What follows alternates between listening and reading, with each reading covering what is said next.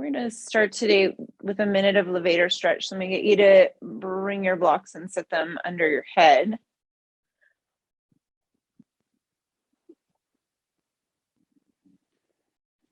And we want to elevate the head such that it feels like if you were in standing, you'd be dropping your chin to your collarbone.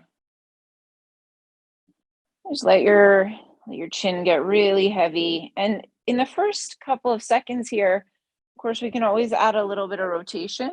You know me, I'm always a big fan of adding rotation to any position. Notice if the neck feels the same right and left side.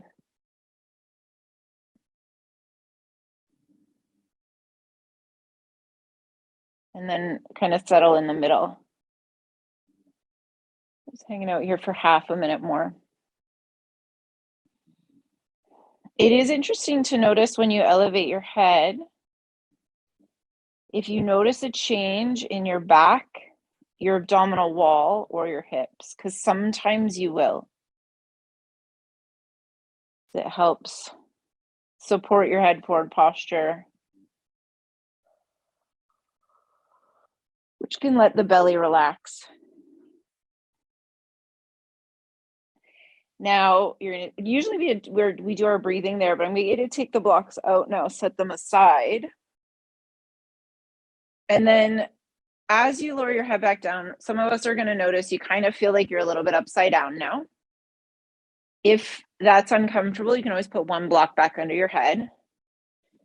Then I just want you to notice how breathing feels right now. So just where's the breath most obvious to you? And does it feel deep? Does it feel shallow?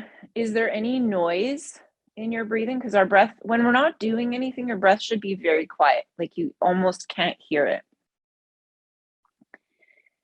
So once you've got a good sense of where you're feeling the breath, I'm just going to get you to take your hands and set them on your upper rib cage, the top of the chest.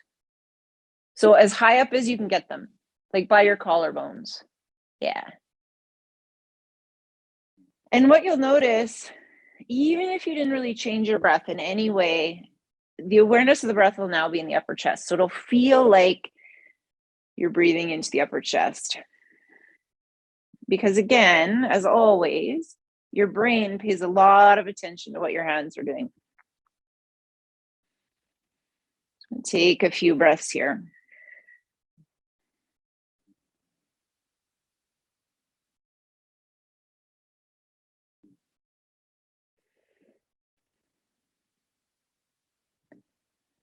Now, move your hands down.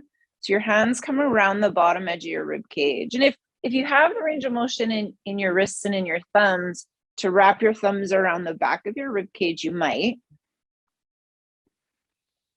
And then instantly, maybe we notice the feeling of the breath at the bottom of the rib cage. Which some might call diaphragmatic breathing, but all breathing is diaphragmatic breathing. If your diaphragm stopped working, you'd be in trouble. But bringing your awareness here to the bottom of the rib cage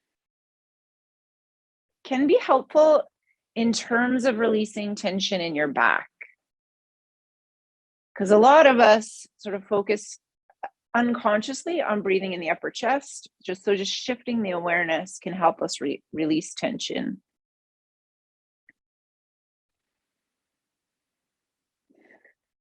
Can you feel your breath in your back here a little bit?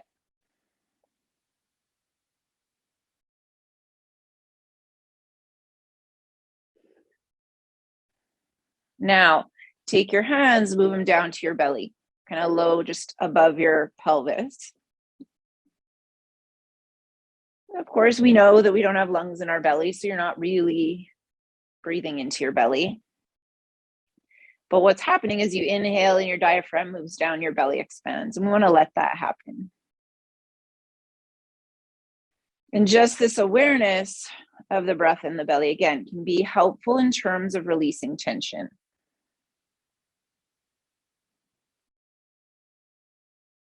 Let's we're going to change the awareness one more time. Leave your left hand where it is. Put your right hand back up by your collarbone. And breathe.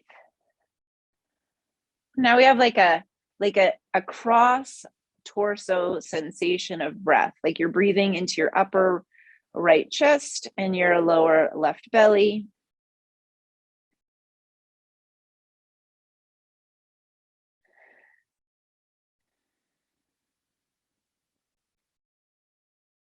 And then one more time, you're going to switch. You're going to go right hand down, left hand up.